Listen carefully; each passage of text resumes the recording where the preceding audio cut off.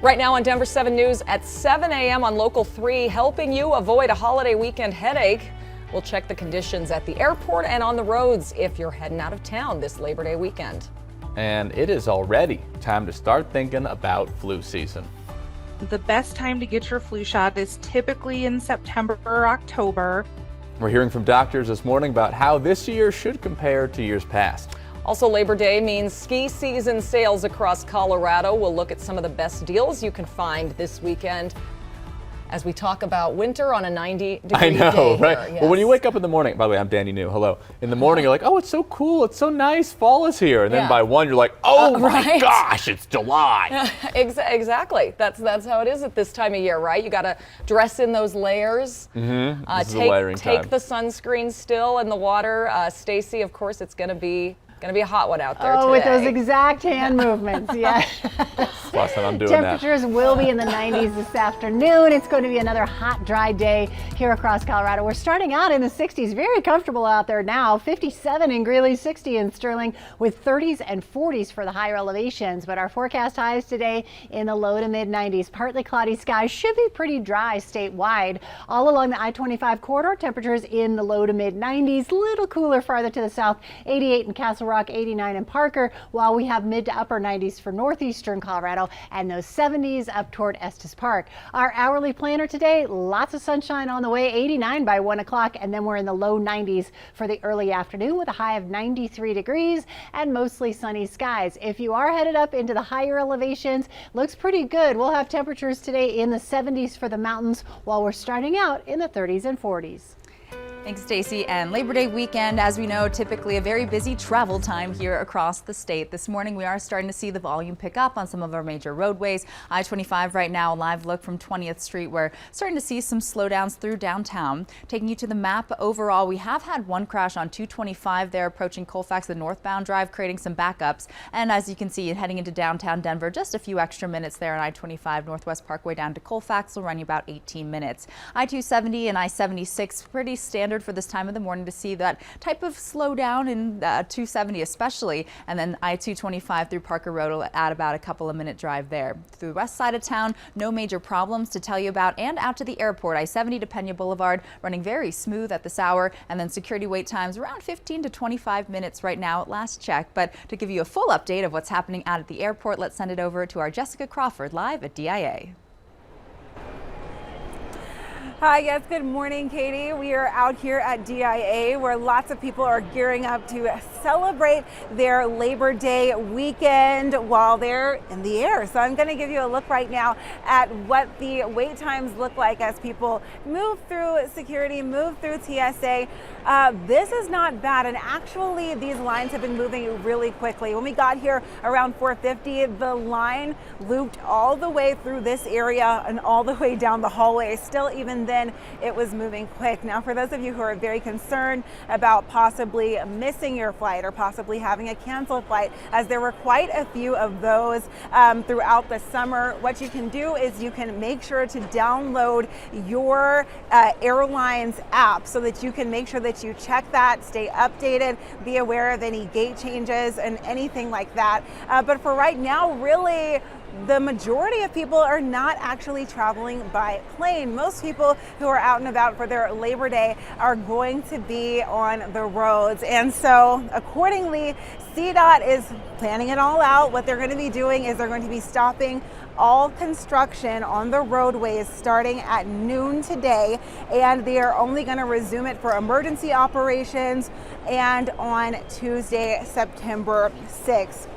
This includes people who are wanting to get out and about and go to the mountains, maybe head over to Morrison. Hey, okay, we're getting lots of people kind of waving at us. People are really excited to be on the roadways and to be really flying or just enjoying their Labor Day weekend. I'm seeing a lot of anticipation, a lot of smiling faces out here at DIA. I feel bad that we weren't showing them waving. Just tell them they were on TV, though. It'll make their day. Thank you, Jess. We appreciate it. And me, like those people, I always get to the airport absurdly early now because there's been so many flight delays and cancellations this summer. But now the Department of Transportation is launching a new tool to try and combat the problem.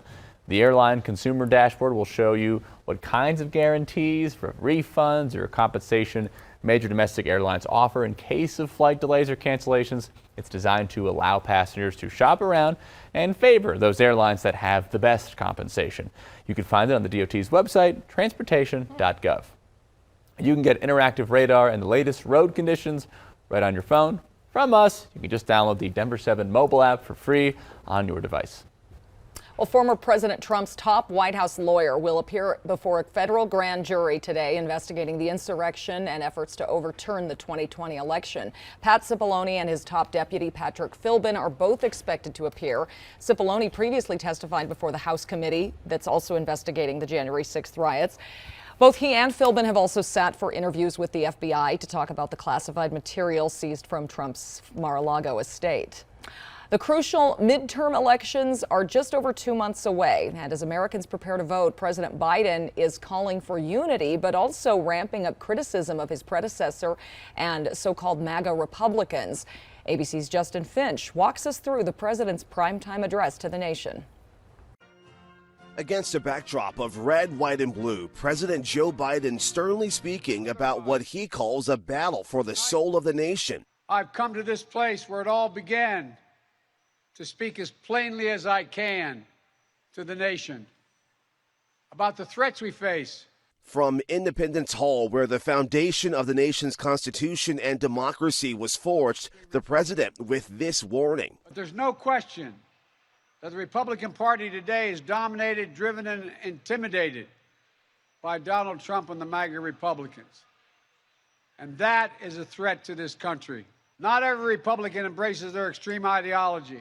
An ideology, he says, would take the country backwards.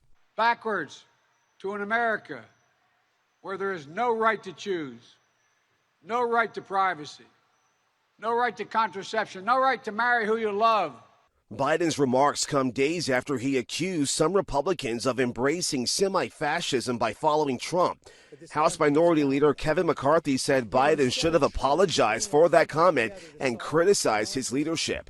President Biden has chosen to divide, demean, and disparage his fellow Americans. Why? Simply because they disagree with his policies. That is not leadership. With the countdown to the November midterm elections now weeks away and his approval numbers rising, the president pressed upon his administration's recent achievements.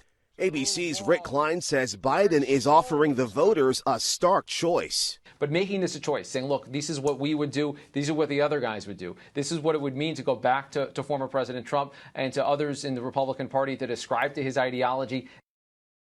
Thursday's primetime Philadelphia speech marks the president's second stop of 3 in Pennsylvania this week. The Keystone State is one of the key battlegrounds as both parties look ahead to November. Justin Finch, ABC News, Washington. Well, Colorado is expected to get new fall COVID boosters targeting the Omicron variant after Labor Day. The CDC gave the green light to the new boosters last night. The shots are made by both Pfizer and Moderna, and it is not clear how much protection they will offer as testing is actually still being done on them. It's hard to believe, but it's actually already time to start talking about flu shots as well. Signs are already starting to pop up outside of Walgreens and other pharmacies, letting you know they have the shots available. We spoke to an infectious disease doctor who told us September and October are usually the best month to get the flu shot. Even if it seems early, some experts are expecting an early and more severe flu season this year. There are some years that I personally may wait a little bit because we don't anticipate such a significant flu season. But with what we're seeing this year, would really encourage folks to get it early. Interesting. Well, Dr. Pisney also told us you can get your flu shot at the same time as you get another vaccine like the COVID booster. You might feel a little sick for a couple days after. Well, Labor Day weekend is the last weekend for a lot of fun summer things. Shut down for the year. For example, the last weekend for the Water World for humans, the park will reopen next Saturday for dogs, so still something pretty fun. Elitch Gardens Water Park closes Sunday, but the amusement park will be open weekends until Halloween for spooky season. Aurora has 2 outdoor pools open this weekend, Del Mar and Meadow Hills, but they will close after Labor Day. Meanwhile, Denver has actually already closed its outdoor pools. And Broomfields Water Park, the bay is also closing Monday, but will reopen next Saturday for dogs as well. They always close the pools on Labor Day, and here we are in the 90s. In the 90s, yeah, exactly. But not everyone is bummed about the end of summer here. Labor Day weekend is the time to start thinking about the upcoming ski season, and there are a lot of deals you can get, in some cases this weekend only. If you need gear, Christie Sports Powder Day sale starts today and runs through September 11th. You can find gear deals at the stores in Littleton, Dillon, Vail, and also online. Epic Mountain Gear sale also starts today. And this is a great weekend to get a ski pass or a pack, which can save you a lot of money if you don't ski as much. You can get a 4-pack to Loveland or A Basin for just $229. You can also buy single-day or multi-day Epic passes for Vail resorts, and the prices for those vary depending on how many resorts you want included in that deal. That sale for Epic ends on Sunday. Winter Park, Copper, and Steamboat don't have single-day ticket sales yet, but it is $449 for a 4-day pass. Houston, we hopefully have liftoff. How NASA is preparing to finally send its moon rocket into space despite its first attempt falling flat. And what's new at the Taste of Colorado returning today.